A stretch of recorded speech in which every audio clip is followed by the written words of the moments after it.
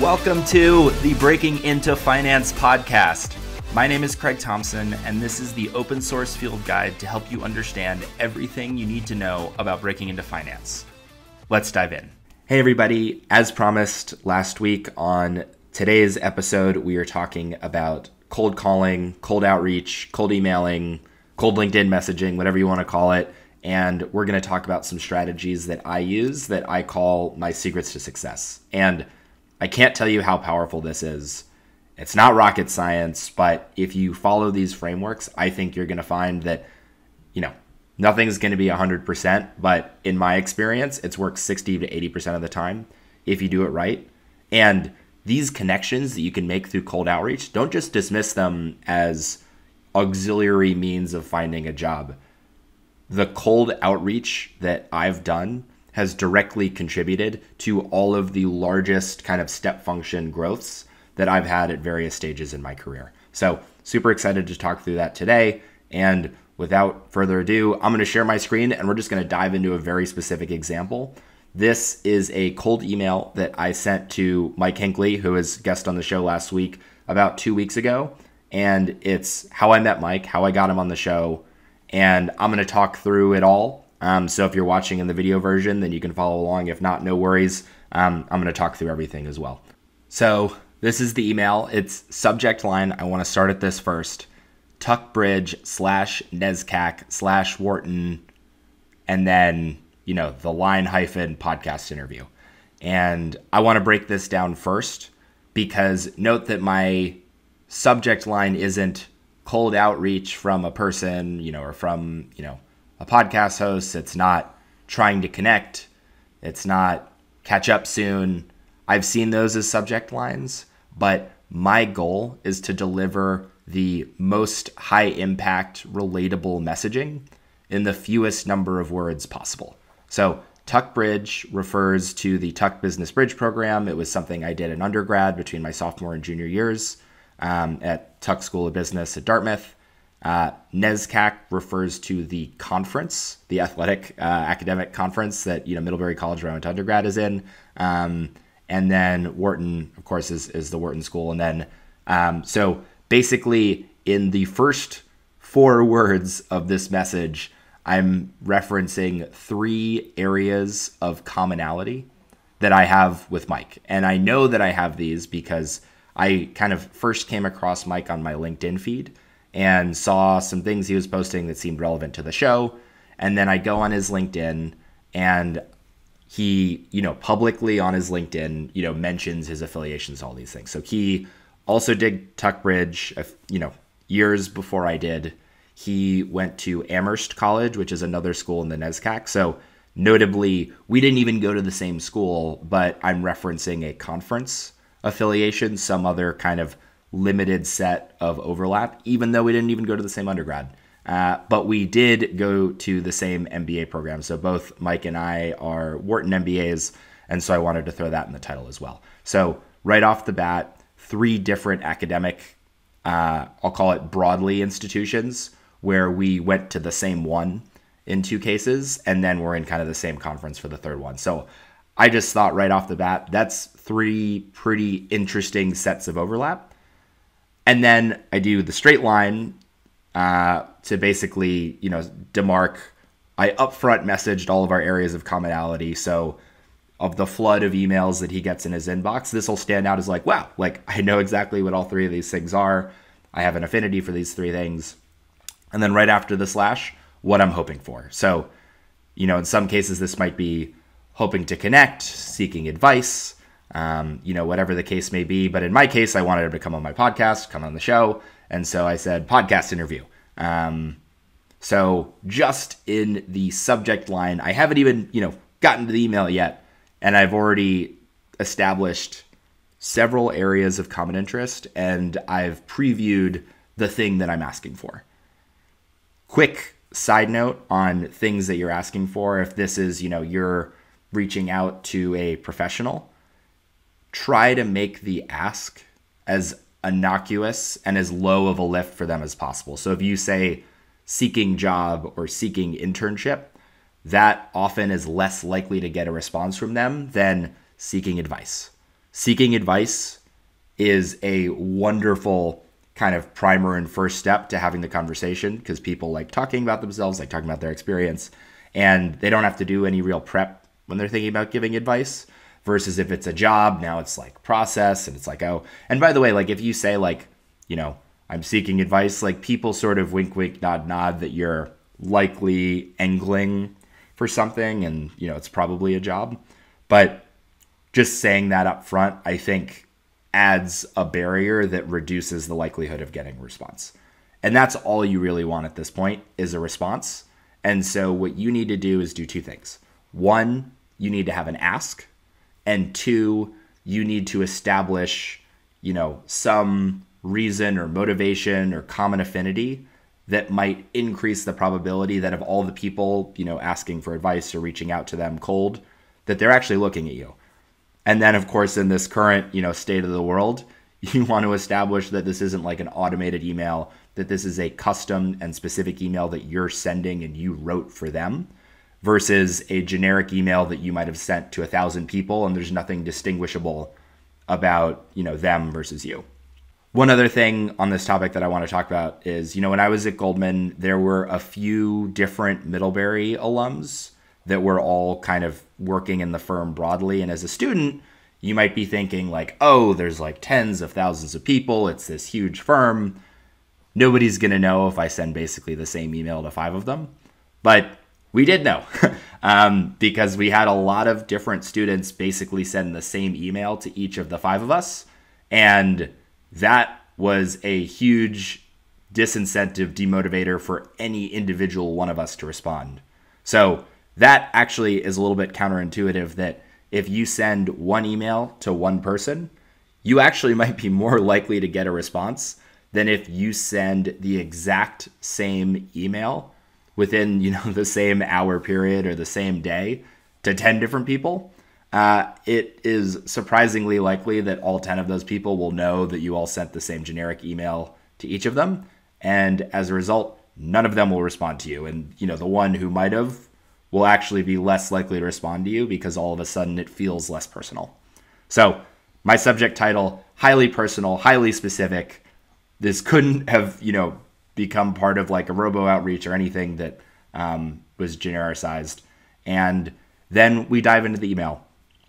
One other thing I want to call out here, and I'm just going to make my screen a little bit, I'm just going to blow this up on my screen so everybody can see this a little better. It is 4 sentences right away. Hey, Mike, and then how I came to know him. So I came across your LinkedIn profile, and it seems like we have a ton in common. So basically reiterating and expanding on what I put into the subject title. So Tuckbridge 2012, Middlebury 2014, Wharton MBA 2021. I also worked in investment banking and private equity. I know that he did as well. Second sentence. What am I doing, and like, why are we talking about this? So what's interesting about what I'm doing now is I run this podcast, seeks to help undergrad and MBA students understand the processes and technicals needed to secure a job in finance. So in 2 sentences, 1 short paragraph, I've established several layers of common affinity and a little bit of background about myself. One thing that I do here, and it's when you're describing yourself, it's hard to avoid this, but one thing I actually do is when I draft an email, I try to count the number of times that I use the word I, because it's really easy to start every sentence with I, and here I actually don't do the best job of that. I say there's 1, there's 2, there's 3, and then further down 4, 5, 6, and there's even one more. So 7 I's. So that is honestly typically more than I'd like, but I also try to count the number of times I say you and we. And here I do that a couple of times too. So your LinkedIn profile, we have a ton in common. Would you be open to being a guest? And by the way, for like older folks, it is a big complaint of not only my generation, but also, in the millennial generation, but also Gen Z folks, is kind of this self-centered approach. And so one thing I try to do is if I'm using I too much and not saying you or we, or, have a question or an ask anywhere in there, that's usually something that I try to work around and avoid, kind of a minor thing, but I think it's worth noting. So first sentence, I've established who I am, what I'm doing, just something that stands out as a little bit unique. Then right after that is the ask. Would you be open to being a guest on the show? And then why I'm asking for that ask. So I think there's a ton of overlap in our target demographics, and I think could be mutually beneficial. So in this case, I think, Mike wasn't really looking for like a mutually beneficial thing. Like he just, we share a common affinity for financial education, and he was thrilled to come on the show. So I think in his specific case, this ended up not being a super important thing, but I had met him before. I had no idea what he was going to be like. And so I wanted to have a little bit of a what's in it for him. Like, it helps me a lot for him to be a guest on the show. He's a smart guy. I think he has a valuable, take that I was hoping that he could share with my audience and with the world. But I wanted, to the extent that you can do this, I wanted to add a little bit of at Wharton, they call it a WIMF, a what's in it for me. And so I wanted to basically at least attempt to show something that's like, hey, like if you're a guest on the show, like we have a lot of viewers and maybe some of them might be recruiting for growth equity jobs, and it might be worth plugging your business, and, could be potential leads of new customers or folks that could benefit from his product. If you are a student, this could be really just demonstrating your expertise, any insights, work ethic, just something that gets at, like, if you have a conversation with me, like, it might benefit your firm. I wouldn't stress too much about that if you're a student, because honestly, like, the what's in it for them isn't always so meaningful. But depending on the nature of the cold outreach, like if you are in a job that requires cold calling, like if you are a sourcing focused, like business development associate at an investment firm, having a what's in it for me on the founder side, where you're like, hey, like we provide capital, like it could help, could help your business grow. It could help you get some liquidity, like anything like that, I think is really important. Then last sentence, I'd also be happy to grab coffee if you're open to it too. I live in SF, would be happy to connect in person. I also knew from his LinkedIn profile that, we're living in the same city. And so I feel like I'd be remiss if I was just asking for, somewhat of an impersonal Zoom call. And, there was a chance that he was going to say like, oh, that's okay. Like we can just record it. Like, and, no harm, no foul, but I at least wanted to offer it up as evidence that, again, like I'm a real person. We're in the same neighborhood, and it's another area of common affinity that we, did one kind of like summer program that we each did, that we were in the same conference, did the same, went to the same business school, and we live in the same city. So again, just like trying to think about different common areas of overlap.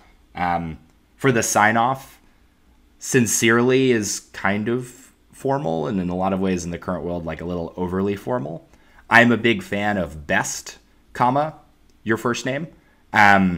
Best is usually deemed as kind of like a kind, respectful way to sign off on an email in a professional manner.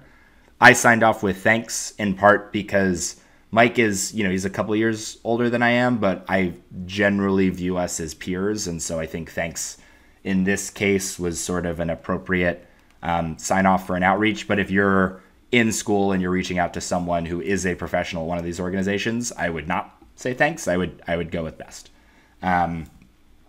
And then lastly, I have a signature that, has my full name, so they have access to that. And then website, LinkedIn, and then kind of my title, because I'm sending this outreach on behalf of the podcast. But I think if you're in school, it's, great to say like your class year, the full name of your college. You can include your email or I guess you can include your cell if you want. But I think just something that further establishes who you are. And then a link to your LinkedIn profile is great, because it's easy, just kind of a one click for them to kind of look up your profile, check you out, and get a little bit more of a sense of you, so that you're not wasting time in the first paragraph going on this whole soliloquy about who you are and your life story since you were 5 years old, kind of thing. Anyway, so that was sharing this email, and now I want to transition a little bit to debriefing about it. So what I want to do now is generalize some of the lessons and takeaways from just this example of this cold email. And let's start with where you went to school, whether it's for undergrad or graduate school, because alumni connections are by far the most common affinity that lead to successful outreach. And undergrad, honestly, is best, but grad school is just fine too. And the real reason why this is so valuable and why it works is that it is 1 to 4 years of common experience first. So it's a pretty long period of time. And then also alumni are going to have good context for your academic background and knowledge base. Also, alumni networks also likely played a role for the person you're reaching out to in terms of how they got to this position. And so there is a little bit of a pay it forward angle that leads to a higher probability of success. And now I want to talk about, what if that isn't a super valuable, sourcing channel for you? What if you go to a, air quotes, non-target school? So first, the perception of being a non-target school might not match reality. So you might have kind of an idea in your head of, what a target school is. Certainly in my analyst class at Goldman, there were plenty of the hype schools, HYP, the Harvard, Yale, Princetons of the world. But there were also a ton of us from Kelley, which is University of Indiana's business school. There are a lot of BYU grads. And you know what? There are even 5 of us from Middlebury out of about 400 investment banking analysts globally. So first, just validate that it actually is the case that there aren't a large number of alumni. And that's what really matters. It's not like, does all these firms come to school to campus? It's really, of all of the alumni from your school, are there any that, that went into this field, that went into finance, that work at firms that you're interested in connecting with and chatting about? And so let's say you do go, to a school where it's less common that folks break into the firm that you're looking at. And if it's a big school, so think like the Ohio States of the world, University of Oklahoma. So first off, there are a ton of grads from these schools every year. And the alumni are out there if you look hard enough. I promise. And in fact, great context for this is if you listen to episode 4, which I did with Austin Kipp. He was co-founder on business that we started together. We met at Wharton, and he's a University of Oklahoma grad. So definitely check out that episode if you're looking to think about kind of cold outreach, effective networking from a large non-target school. And then if you went to kind of like a liberal arts college or engineering school, like not the business school within, the large, university, like still reach out. You might face a little bit more of an uphill battle, so I'd recommend doing as much technical prep as possible. But if you're in like, an honors college program or leadership track, that's likely to work in your favor. And so one thing that Austin talks about in his episode is expanding your outreach, as I did in this Mike email, to talking about your conference, not just your school. So in Mike's case, he went to Amherst, I went to Middlebury, and I referenced NESCAC, which is, our kind of conference affiliation. So, let's say you went to Alabama, you can't find a single alum in the school you're researching, but you see some Georgia alumni, like play the SEC angle. And like I said, again, episode 4, my interview with Austin Kipp, I think he has a couple of really great strategies and tips for kind of that approach. Now, what if it's not a big school? What if you go to a small school that is also a non-target? So, in air quotes, non-target. So think about like the Haverfords or the Whitmans or like the Hamiltons of the world. Well, actually, first off, if you went to Hamilton or you go to Hamilton, you're in luck because David Solomon, who's the CEO of Goldman Sachs, is a Hamilton alum. I think Mark Rudolph, who's like one of the co-founders of Netflix, also went there. And the other co-founder, Reed Hastings, went to Bowdoin. Like there just is likely still stuff there too. So just double check that the alumni base actually isn't really there. And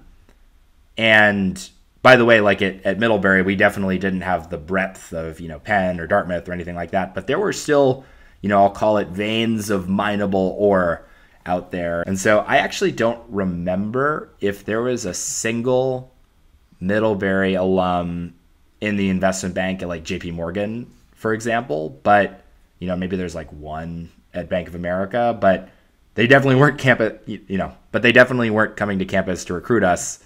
But there were like 4 or 5 at Goldman. So that was where I focused my time. And if there really isn't much of alumni base, that's okay too. And, it gets harder, but we'll still talk about some strategies for breaking in. And so for figuring all that out. And so this gets to what I think, you might've been, thinking about when you saw my subject line is I like to call it referencing concentric circles of commonality. And I want you to think about every cold outreach like there's a Venn diagram of all of the things that you've done and experienced in your life. And there's a Venn diagram of all the things that, this person who you're reaching out to has done. And your goal is to take all of these concentric circles and try to find kind of the sweet spot bullseye where the Venn diagram, like the area at the center of the Venn diagram is smallest, because that makes you relatively much more unique. And that is at the crux of my cold outreach strategy, is not only upfront identifying what those things are, but thinking really thoughtfully and carefully about what those concentric circles might be. So in Mike's case, it was a summer program we did, a common conference, a common MBA program, and then later I also mentioned kind of like common work experience, investment banking, private equity, and same city. So that's 5 or 6 things that we had in common. And there are a lot of people that did investment banking. There are a lot of people that, went to Wharton. There are a lot of people that, went to a NESCAC school, but there are fewer and fewer people that did all of those things and live in the same city, et cetera. So that is how I really think about this. And there are times when I've actually been like even a little bit more shameless about this. So when I was raising, our second round of venture funding for one of my businesses, I actually I sent one email where I think the subject line was Middlebury/NYC/pugs, because my dog is a pug who I love, and I knew from the venture firm's website that the person I was hoping to connect with and reach out to, like in her little bio, she mentions that she has a pug. And so personal details like that are totally fair game, but only if they're easily publicly available. So if you're needing to like stalk somebody's like personal Instagram to find out information, don't do that. No go, like bad. But if on the firm's website, if the person is in a professional setting talking about, something that is true in their personal life, or if you got to watch, like if they're in like a TED Talk or just like in a, public podcast or interview, if they're referencing something about their personal life, it's okay if that video is a little bit obscure, as long as it's easily publicly available. It's something where in a professional context, they are volunteering personal information. That is kind of where I think about drawing the line. And by the way, that pug subject line email that ended up being about venture, that was successful as well. I did get a response. We had a great conversation. I want to shift a little bit, and I want to talk about, now we know how to craft the email. I want to spend a little bit of time talking about who to target. This is one question I get a lot, is bottom up versus top down. Should I be reaching out to the CEO? And if I can make a connection there, then feeling like I've got it made in the shade, or is that going to never work? And I should be reaching out to the most entry level of analysts and trying to work my way up. And, which one's better? And my answer is both. They are both important for very different reasons. So in the investment banking context, like big firm, there might be a lot more availability of, managing director, partner level folks, and analysts, where you feel like maybe you could reach out to both. And I would do both. They help in 2 different ways. If you have a successful outreach to a more senior person, so a partner level person, they can be potentially your champion and shepherd through the interview process. If you get them on your side, they are likely to connect you to junior folks who may or may not have gone to your school, but they might be like, hey, like, talk to this person. They seem smart. Like, would you mind just talking to them a little bit? And now that will lead to a conversation because it's their boss saying like, hey, talk to you. So that's always great. And then potentially they, in a lot of situations, can be a shepherd through the interview process as well. Like they can give you some insight into what the super day looks like. They can help you prep a little bit. And they can help you kind of think through the personalities in some cases of particular folks who you might be interviewing with. So getting a partner level, managing director level person on your side can be hugely valuable. But one thing that they will never do or almost never do is help prep you for the technicals of the interview. They will never be the ones that just hand you a job. They will just be the ones to help set you up for success if you do your work, if you get your job done. So I can't stress enough that just having a successful connection there does not get you an in. You still need to get through, whether it's a super day or just whatever series of technical interviews you'll need to get through. And that's where the bottom up, channel can be very effective because you are extremely unlikely to have a successful interview process if you haven't first gone through some level of coaching or informal technicals prep with an analyst. And by the way, that's a big part about what I'm trying to do on the podcast here is I want to simulate something like, a dozen to 15 of those conversations that you might have with analysts to help you prepare for these interviews. So if you listen to every show on the podcast, if you go through all those technical episodes, you are going to show really, really well when you actually do get that conversation with the analyst. It's not going to be this trial and error of you had one and it went poorly and now kind of that, vein is dead and you need to kind of restart your process. You're going to show really well after you listen to all this stuff when you talk to those folks.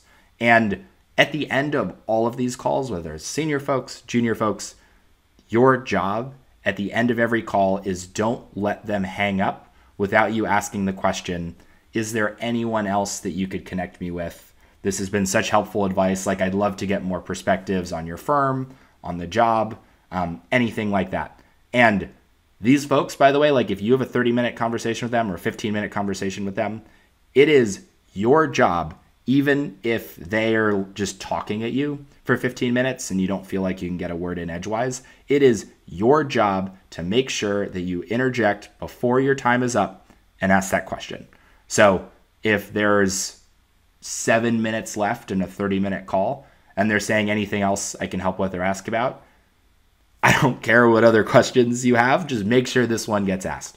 And look, if they're like, oh, I don't know, like I think you're doing great, like goodbye, like if you want to nudge a little bit because you feel like the conversation is going well, then you can, but I wouldn't push it. Usually if they're kind of going to be a dead end, then that likely means that, the conversation didn't go super well. And they might be polite about it, but mostly they're just like, okay, like, there are a lot of things that you clearly didn't know and, good luck. But if you ask that question, it is so important because now you don't have to restart another level of cold outreach. Now they are introducing you to someone that they know, and now you have a direct connection. And, those calls, like 98% of those calls happen. So that is now a warm introduction, or a lukewarm introduction at least to someone else you've never met, which is always going to be a higher probability level of outreach than you kind of cold reaching out to them.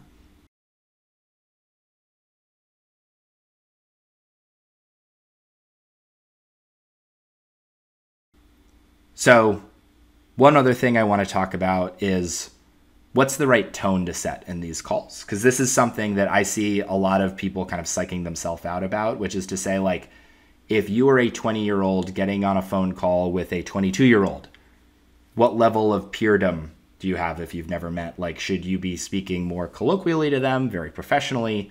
And this gets into a topic that honestly I think deserves more time on this show is this notion of code switching and when it's okay to speak more informally and colloquially about your background, about your interests and your life goals versus, very, buttoned up professional and kind of what the right balance is to strike for that.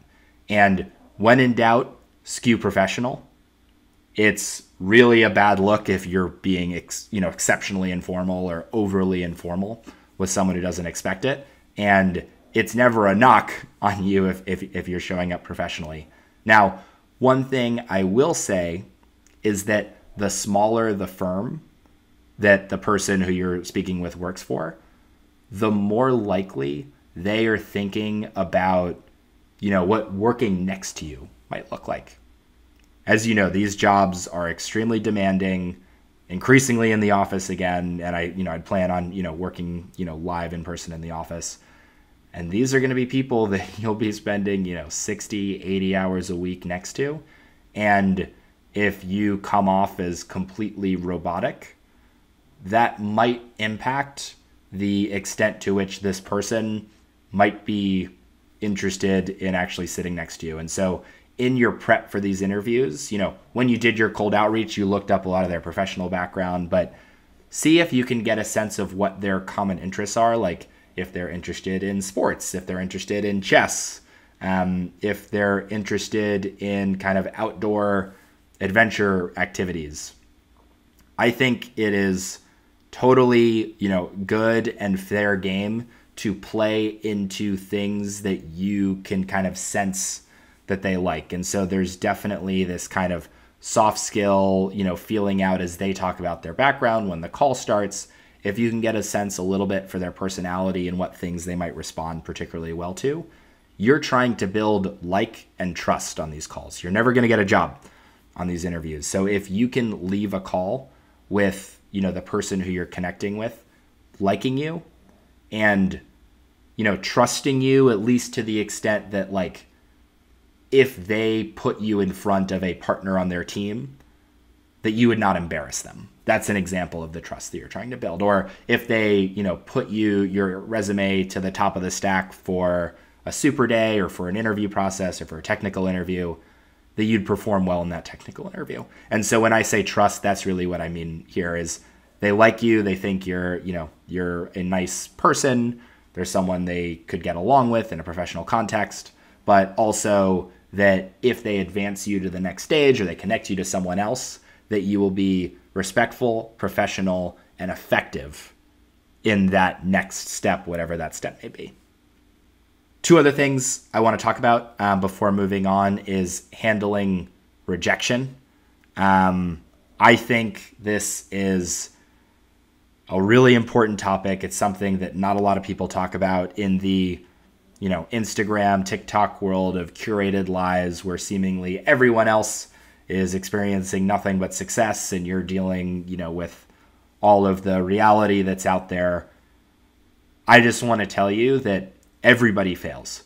And if you haven't failed, then you haven't really tried. You haven't really put yourself out there. And so I hope that in the best way possible, you'll embrace failure. And by that, I don't mean running into a brick wall of someone who won't respond to you or someone who said, like, stop emailing me, and then you keep, like, don't do that.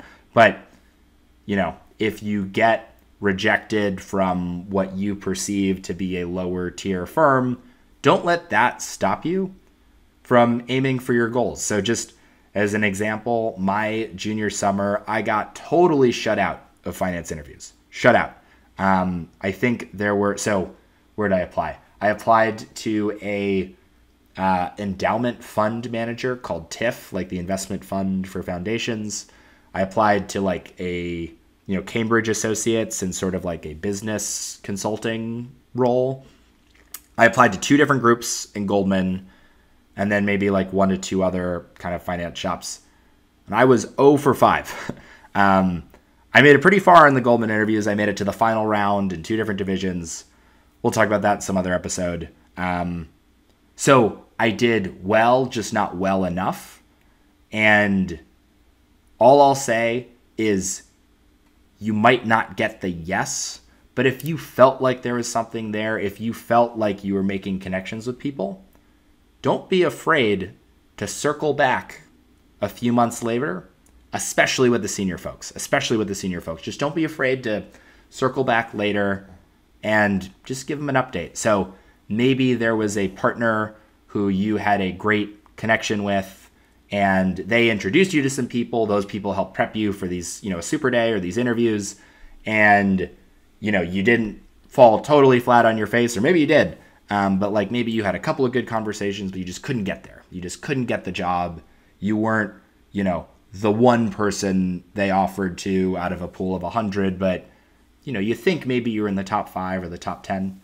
Don't be afraid at the end of that summer to send a quick update email to that partner saying, hey, thank you so much again for all of your help and advice throughout, whether it was last spring or last year or whenever it was. I just wanted to give you a quick update that here's what I did with my summer. I continue to be super interested in this job or kind of similar types of roles.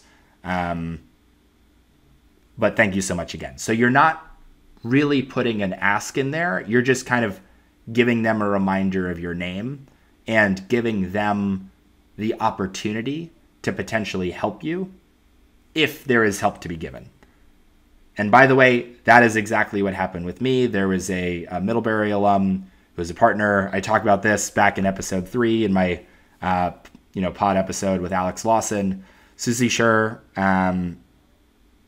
is basically the reason I got my job. I reached back out to her after she was a very, helpful, influential in getting my, application process started. But that wasn't enough to get the job, right? Like I had to go through all these technical interviews and I just wasn't there. But I reached back out and one thing led to another. And all of a sudden, 2 days after that email, I was getting flown to New York for another super day for a full-time role. And I made the most of that opportunity. I tried to talk with everybody I possibly could in the 48 hours before that to prep. I found someone who interned on the same desk in the same group that I was, applying for in the super day, got the inside scoop, that I could on people, on personalities, on the job, on types of technical questions that I might be asked. And I just ran so hard in those 48 hours and then, luckily was successful. So if you have successful encounters with people that then lead to an unsuccessful encounter with the firm, don't be afraid to keep sending, thank you so much again for the time emails, just a quick update on my process. And if they want you to stop, like if you're sending those every 3 months and you're hearing nothing and crickets, honestly, I think it's fine to keep sending them if you're hearing nothing. But if you hear like sorry to hear that, good luck in the future, which is like kind of a very polite, F off, then maybe you don't bug them anymore. But it's nice to give those little updates because you never know when circumstances change. You never know when the intern class that they actually went with doesn't produce the quality of candidates that they thought, and maybe all of a sudden there's a spot that pops up unexpectedly. So lastly, as you're pursuing a cold outreach, kind of cold, LinkedIn message, whatever it is, process. And by the way, emails and LinkedIn's, I think, are both viable means of outreach. Then first, you should be looking for both junior level folks and senior level folks. If you're really early in your prep process, I recommend going junior first because you'll need to improve enough of your technical skills to show well in those partner level, calls, which just as a volume game, there are fewer partners than there are analysts. So it's often more difficult to get those calls. But do both. It's okay to reach out to both. Do your research on the people before you email them. Don't just like get a name, a firm, and an email and, whip up a cold email. Really try to be thoughtful about what those concentric circles that you share are and think about trying to make that Venn diagram of common affinity as small as possible and as specific to you as you can. And once you do that, do your best to be prepared for these calls. Try to be professional, but if you can feel out a little bit about what their personality is like, feel free to lean into it in a little bit more of a personal and kind of familiar way, because at the end of the day, your job with the cold email, your cold email is successful if you get a response. And then that response and that back and forth is successful if you get a call, whether it's a phone call or Zoom call, still very successful. And then lastly, that Zoom call is successful if you build like and trust. because it could be the case that they don't have internships, they don't whatever. That was out of your control. These are the probabilities at work. But if you maximize every call opportunity you get by building affinity and getting them to like you and building trust where if an internship were to pop up, if a job were to open up, that they would trust that putting you in front of someone else at their firm would make them look good because you're showing well and demonstrating that they're a good judge of your character. So those are some tips and trips to think about. Hope you enjoyed this episode. Please give me, comment or feedback. This is a little bit different from the format we've done in previous episodes. So I hope you find it helpful, and good luck out there. That does it for today's episode. Thank you so much for listening. And remember to check out our website, breakingintofinancepodcast.com, where you can submit questions, join our Substack to stay up to date on new content releases, and much, much more. We'll see you next time.